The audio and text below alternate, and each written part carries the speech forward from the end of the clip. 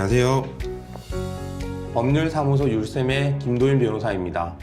오늘의 법선생TV는 송글송글님을 대신해서 제가 진행하게 되었습니다. 영상 끄시지 마시고요. 네, 오늘 정말 유용한 정보를 드릴 테니까요.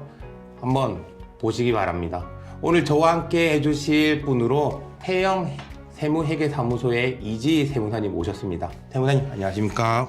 네, 안녕하세요. 이지희 세무사입니다. 네, 세무사님 상속과 관련해서 사건을 많이 하시나요?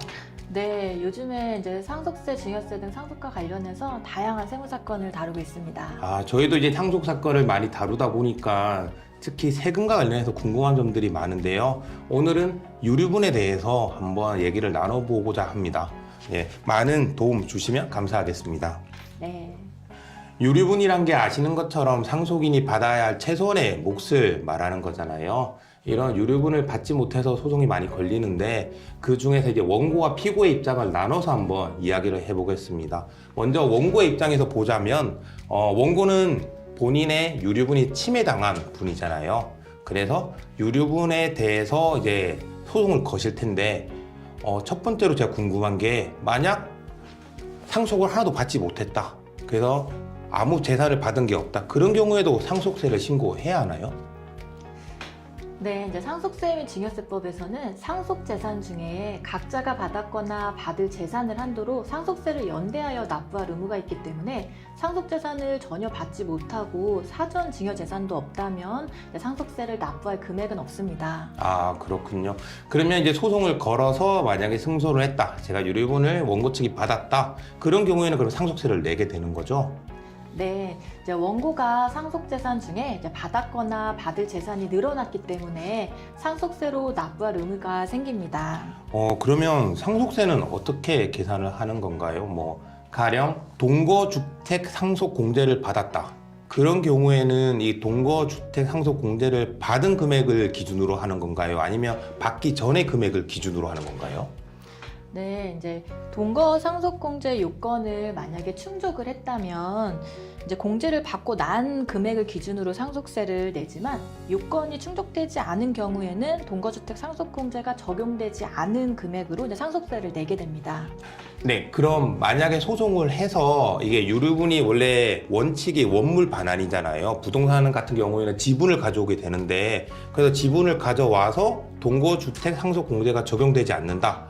그런 경우에는 그럼 오히려 상속세가 늘어날 수도 있겠네요. 네, 맞습니다. 그런 경우에는 동거주택 상속공제 요건을 충족하지 못한 경우이기 때문에 상속세가 이제 증가되는 문제가 발생됩니다. 네, 그러면 지금 이렇게 제가 말씀드린 대로 현물 반환이 아니라 만약에 가액, 돈으로 받아오는 경우에는 어떻게 되나요? 이게 상속세가 부과되는 건가요? 아니면 금전을 받는 거니까 증여세가 부과되는 건가요? 네, 이제 먼저 유류분의 경우에도 상속재산에 해당이 되기 때문에 상속세로 과세가 됩니다.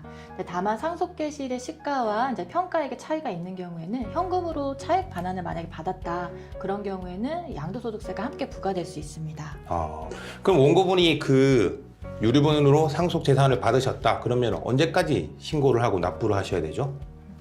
근데 상속인 간에는 상속재산 가액이 변동된 경우에는 이제 사유 발생일로부터 6개월 이내에 결정 또는 경정을 이제 국가한테 청구할 수 있습니다. 네, 그렇군요. 그럼 만약에 피고 입장에서 봤을 때 피고는 이제 유류분 반환 청구를 당한 사람이잖아요. 그럼 그 사람은 생전에 증여를 받았거나 아니면 이제 유언을 통해서 재산을 받으시고 분명히 증여세든 상속세든 다 내셨을 건데 이렇게 재산을 뺏기게 됐다. 그러면은 어떻게 되는 거죠? 본인이 낸 거를 돌려받을 수 있나요? 너무 억울한 상황이 생길 수도 있을 것 같은데요. 네, 맞습니다. 그런 경우에는 총 납부할 세액의 변동이 없다면 경정 청구의 대상이 되지 않기 때문에 원고에게 이제 본인이 낸 상속세만큼을 구상하셔야 됩니다.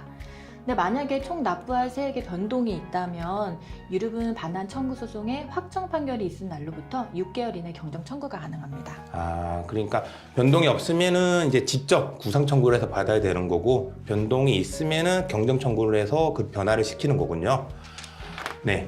오늘은 이렇게 유류분과 관련된 세금에 대해서 알아봤고요. 일반적으로 유류분이 침해 당하신 경우 저희 법률사무소에서 법적 상담만 받으시는 경우가 많은데요. 이렇게 유류분은 세금과도 밀접한 관련이 있다는 거 오늘 이지희 세무사님을 통해서 저희가 배웠고요. 이런 유류분 반환 청구 시 반드시 법적 부분뿐 아니라 세금까지 고려하셔서 해결하시는 것이 추후 문제를 막을 수 있을 것 같습니다. 오늘 함께 해주신 이지희 세무사님께 감사 인사드리고요. 네, 이 영상을 보시는 분들에게 많은 도움이 되시길 바라고요. 법과 세금에 대해서 궁금증이 생기면 법선생 법선생 꼭 찾아주세요. 네.